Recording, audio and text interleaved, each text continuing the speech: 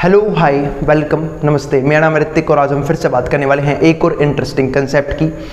तो ये वीडियो उन बच्चों के लिए मोस्ट इंपॉर्टेंट है जिनका सीए फाउंडेशन का एग्जाम अब होने वाला है, चाहे तो वो जून अटेम्प्ट देंगे या फिर वो नवंबर अटेम्प्ट देंगे। ठीक है, दोनों के लिए वीडियो मोस्ट इंपॉर्टेंट है। क्यों? क्योंकि दोनों ही अटेम्प्ट्स में ठीक है लॉगरिथमिक टॉपिक मोस्ट इंपॉर्टेंट है। ठीक है, और लोग के ऊपर कंसेप्ट खत्म हो चुका है। जिसने कंसेप्ट ना देखा हो पहले वो कंसेप्ट वाली वीडियो देखना। इस वीडियो में करवाने वाला हूँ बेसिक से लेके एडवांस क्वेश्चन तक। आई बात समझ में? यानी कि लोग के एंड के क्वेश्चन इस वीडियो में मोस्ट इंपॉर्टेंट होने वाले हैं, तो उन्हें ध्यान से सीखना। ठीक है, उसके अलावा सारा कंसेप्ट लोग का ढेर हो चुका है। जिसने ना देखा हो तो भाई प्लेलिस्ट में जाना, प्रीवियस वीडियोस भी देख लेना। ठीक है, और कोशिश किया करो कि वीडियो को सीरीज वाइज ही देखो, आपको कभी भी किसी वीडियो में दिक्कत नहीं आएगी, क्योंकि पहले मैं कंसेप्ट करवाता हूँ बाद में क्वेश्चंस। तो चलो शुरू करते हैं आज की क्लास बिना टाइम वेस्ट किए हुए। देखते क्या लिखा हुआ है क्वेश्चन नंबर 11 में। 10 तक हो चुका है पिछली वीडियो में, और ये सारे क्वेश्चन सीए फाउंडेशन की बुक से ही हैं। अब इस क्वेश्चन में क्या लिखा हुआ है, गिवन log 2 दे रखा है 0.3010 और log 3 दे रखा है 0.4771 और हमसे क्या पूछ रहा है log 6। हमसे क्या पूछ रहा है log 6। अब बात है भैया हम कैसे निकालेंगे log 2 और log 3 से log 6। तो मैंने थोड़ा सा दिमाग लगाया, मैंने क्या देखा इस log 2 और log 3 से क्या मैं log 6 बना सकता हूँ। तो मैंने कहा हाँ बन सकता है। अगर मैं log 2 और log 3 को जोड़ दूँ log 6 के बराबर ही होगा। थोड़ा ध्यान से समझते हैं। अरे यार तुझे इसकी वैल्यू निकालनी है तो एक बात बता, तो log 6 को लिख नहीं सकता log 3 मल्टीप्लाई बाई 2। और हम जानते हैं क्या कि log की एक प्रॉपर्टी होती है। अब बात है भैया log के पास ही प्रॉपर्टी है। बिल्कुल मेरे भाई, log के पास प्रॉपर्टी होती है कि अगर log के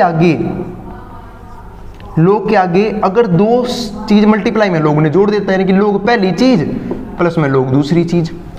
तो log 3 इंटू 2 का मतलब क्या है कि log 3 प्लस में log 2।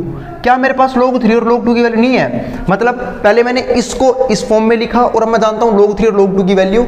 log 3 की वैल्यू कितनी है 0.3010 और log 3 की वैल्यू है 0.4771। ऐड कर दो, ऐड तो करना आता ही होगा आप लोगों को। 0 + 1 1 हो गया, 7 और 1 8 हो गया, 7 और 4 और 3 7। आंसर आ गया 0.7781। पहला सवाल नंबर 11 ढेर, यानी कि इस वीडियो का पहला क्वेश्चन ढेर हो चुका है। आसान सा क्वेश्चन था। ठीक है, द वैल्यू ऑफ log 2। अब देखते हैं क्वेश्चन नंबर 12 में क्या बोला उसने, वैल्यू निकाल दे किसकी, log 2 और 16 की निकालिए भाई वैल्यू। अभी कई बच्चे बोलेंगे भैया हम इसकी वैल्यू कैसे निकालेंगे। अरे मेरे भाई तू इन लोगों को देख के मत डर। क्या तेरे से सिर्फ इतना सोल्व हो रहा है तो इतना सोल्व करता क्यों नहीं, इतना सोल्व कर। तो मैंने देखा अगर इतना सा पार्ट सोल्व करना तो मुझे सोचना होगा कि लोग काम कैसे करता है। और मैंने आपको फर्स्ट वीडियो में सिखाया था लॉगरिथम में कि लोग काम कैसे करता है, कि भाई 2 की पावर में ऐसा क्या रखा होगा कि 16 आ जाए। भाई इस पूरे का आंसर आएगा। 2 की पावर में से क्या रखा होगा 16 आ जाए। तो सब जानते हैं 2 की पावर में 4 रखने पे 16 आता है। तो बस मैं समझ गया कि 2 की पावर में 4 रखा होगा तब ये 16 आया होगा। इसका मतलब यहाँ पे क्या आएगा log 2 4। इसका आंसर 4 आ गया और ये वाला log 2 यूं का यूं। फिर मैंने यहाँ पे देखा कि इस 2 की पावर में से क्या रखा होगा कि 4 आया होगा। फिर मैंने सोचा 2 की पावर में से क्या रखूंगी 4 आ जाए। मेरे को याद आया 2। हाँ, क्योंकि 2 2 कितना होता है 4 होता है। तो मैं समझ गया इसका आंसर कितना आएगा 2। तो log 2 और यहाँ पे कितना आ गया 2। इसका आंसर 2 आ गया। अब सोचो 2 की पावर में से क्या रख दूं कि 2 आ जाए 1। बस टूचा सवाल, ये देख के बच्चे डर जाते हैं। एक आंसर है इसका, सवाल खत्म। जोन सा ऑप्शन उस पर टिक लगा देना, काम खत्म। अब सवाल नंबर 13, क्वेश्चन नंबर 13 की बात करते हैं। क्वेश्चन नंबर 13 में क्या लिखा हुआ है उसने, find the value of log 1/3 to the base 9। तो log 1/3 की वैल्यू बता जब बेस क्या हो 9 हो। आई बात समझ में? अब देखते हैं log 1/3 की वैल्यू क्या होगी जब बेस 9 हो। तो भाई बेस में है 9 और यहाँ पे है 1/3। तो मैंने एक बात ध्यान दी कि भाई बेस में तो 9 है, और अगर मैं 9 के ऊपर पॉजिटिव नंबर रखूंगा तो यहाँ पे आंसर बड़े बड़े आने शुरू हो जाएंगे। क्योंकि 9 की पावर 1 9 होता है, 9 की पावर 2 81, 9 की पावर 3 729। ऐसे तो आंसर अब बढ़ेगी नहीं बात भाई। मुझे क्या चाहिए लेकिन सिर्फ 1/3। तो बात एक 1/3 कैसे आएगा। तो मैंने देखा एक तो मुझे रूट भी चढ़ाना होगा। तो मुझे याद आया कि 9 की पावर जो है ना, क्या अगर मैं 9 के ऊपर रूट चढ़ा दूं कितना आता है, 9 के ऊपर अगर मैं रूट चढ़ा दूं तो कितना आता है सिर्फ 3, क्योंकि 9 का रूट 3 होता है। तो मैं समझ गया कि अगर मैं -1/2 चढ़ा दूं तो अपने आप ही आंसर आएगा। इसका आंसर कितना है -1/2।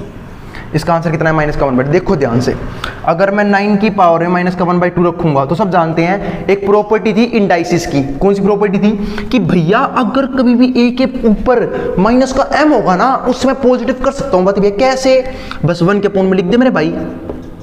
हो गया पॉजिटिव, 1 के अपॉन में लिख दिया a की पावर m, हो गया पॉजिटिव। तो इसको तो मैं ऐसे लिखूंगा 1 अपॉन में 9 की पावर 1/2। अब मैं जानता हूँ 1/2 का मतलब क्या होता है, पावर आधी यानी कि रूट। तो 1 अपॉन में √9, और √9 को मैं क्या लिख सकता हूँ 3 × 3, तो कितना हो जाएगा 1/3। आया है नहीं आया आंसर, बोलो जल्दी, आया है नहीं आया, आया आंसर भाग भाग के देखो, माइनस का 1/2 हमारा आंसर बन गया। नेक्स्ट क्वेश्चन, क्वेश्चन नंबर 14, हल्का सा इंपॉर्टेंट है भाई। क्वेश्चन में क्या लिखा हुआ है, log x बराबर log x प्लस में log y बराबर है log x plus y, then y can be expressed as, तो हम y को कैसे लिख सकते हैं। ठीक है, तो देखते हैं log x equals to log y। अब एक बात बताओ, क्वेश्चन नंबर 14 की अगर मैं बात करूं तो हम सब जानते हैं log x प्लस में log y एक आइडेंटिटी दी है कि देखो log क्या अगर दो चीज़ मल्टीप्लाई में लोग ने जोड़ देता है, यानी कि log पहली चीज़ प्लस में log दूसरी चीज़। मैंने आपको एक बात ये बताई थी कि भाई दिमागदार वो बच्चा नहीं है जो इसको ये लिख दे, दिमागदार वो बालक है जो इसको भी ये लिखना जानता हो। आइडेंटिटीज में ही तो बात होती है, जरूरी नहीं कि सिर्फ आपको आइडेंटिटी खोलनी आती हो, आपको वापस बंद करनी भी आनी चाहिए। ठीक है, तो यहाँ पे यही हुआ, यहाँ पे क्या हो गया log x प्लस में log y, दो चीज प्लस में है, अगर मैं इस आइडेंटिटी को यूज से बंद करूं तो ये क्या बन जाएगा, ये हमारा बन जाएगा log x y। बात यहाँ से किया क्यों, क्योंकि वहाँ पे सिर्फ एक सिंगल चीज थी भाई log x प्लस y। अब हम जानते हैं कि log की दोनों वैल्यूज ये वाली बराबर हैं, तो बराबर कब होंगी, जब पक्का log के अंदर वाली जो वैल्यू होगी वो भी क्या हो, सेम हो, यानी कि बराबर हो। तो x y बराबर है x प्लस वाई की। अब उसने बोला था y can be express as, y को किस फॉर्म में लिख सकते हैं, यानी कि y की वैल्यू निकालिए, सिंपल सी बात ही है। तो y की वैल्यू निकालने के लिए मुझे पहले y वाले एक तरफ करने होंगे, तो y वाले मैंने एक तरफ कर लिए, तो एक्स वाई माइनस में y यहाँ पे आ गया, यहाँ पे क्या रहेगा सिर्फ x। ठीक है, y वाले एक तरफ कर लिए। अब यहाँ से y कॉमन ले लूंगा ताकि y की वैल्यू आ जाए, तो यहाँ पे क्या आ गया x माइनस 1 अपॉन में x। अब अगर यहाँ से y की वैल्यू निकालूं तो क्या आएगी, x यूं का यूं। अब ये पूरा इसके मल्टीप्लाई में, नीचे जाएगा डिवाइड में, तो मल्टीप्लाई से क्या डिवाइड में, तो x अपॉन में x माइनस 1, ये किसकी वैल्यू आ गई, y की वैल्यू। सवाल ढेर। एक और क्वेश्चन। अब चलते हैं इस पार्ट के आखिरी सवाल पे, जो आखिरी टूचा सा क्वेश्चन है, find the value of log 2 और log 2 log 3 log 3 27 क्यूब। अब ये क्वेश्चन आ गया, अब बातें कैसे करोगे सवाल को, कैसे करोगे इस सवाल को, ध्यान देना थोड़े से बढ़िया सवाल है इसके पिछले के मुताबिक। पिछला तो बहुत आसान था, बेसिक कंसेप्ट था लोग का, उसके ऊपर सारे क्वेश्चन हो गए थे।